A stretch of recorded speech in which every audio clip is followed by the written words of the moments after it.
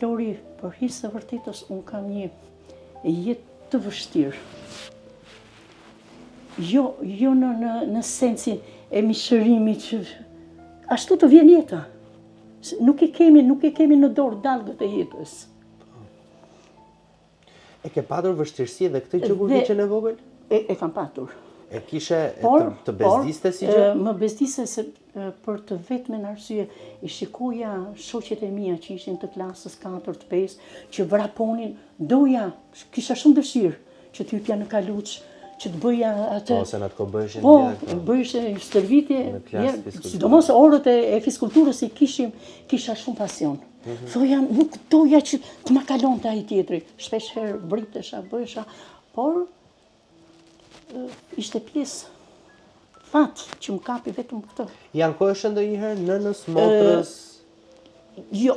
Ose dhe babait, po ti deri 10 vjeç. Me babain kam pasur shumë, domethënë kam një film të heshtur, sepse vinte natën dhe hikte shumë shpejt. Nuk kur na takonte me motrën, sepse kur ndroi jetë, motra ishte 5 vjeç. Unë isha 9 për 10. Dhe ishte shumë i përkushtuar. Atëherë të ishte në detyrë shtetërore aq më tepër që ishte funksionar, duhe më shumë nuk rihej në shtëpi se sa rihej. Prandaj nëna tona kanë sakrifikuar shumë. Mami im ka 4 vjet që ka ndruar jetë në moshën 83 vjeç.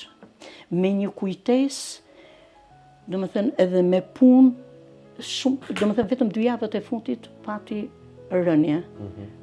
Por ka vuajtur gjithmonë nga astma, sepse të punosh në kuzhinë është një sektor shumë i vështirë. Je gjithë ditën gjithë abuj, gjithë ashtu.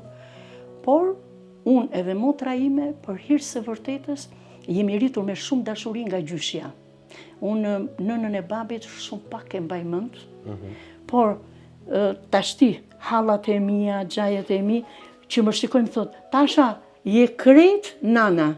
Domethënë, unë i ngjaj komplet gjyshes, si me nga ana babait. Nëna nuk e mendoi asnjëherë të martohej? Jo, Flori, nuk i ka shkuar asnjë ndërmend sepse thash, u përkushtua me neve, pastaj ajo kohë ishte shumë e vështirë që të leje fëmit, se thoni do t'i lej, pastaj por atë kohë ka përshtypje që ishte edhe vështirë kur ishe e ve që të ndërtoje familje. Por duke qenë se ajo ka qenë një institucion ushtarak, se ka qenë tek shkolla bashkuar, nuk paragjykohej nga ushtarakët. Nuk paragjykohej nga ushtarak, kur shkonte në Peshkopi, ai shkonte me sharp të zezë. Ndërsa këtu nuk ja lejonin.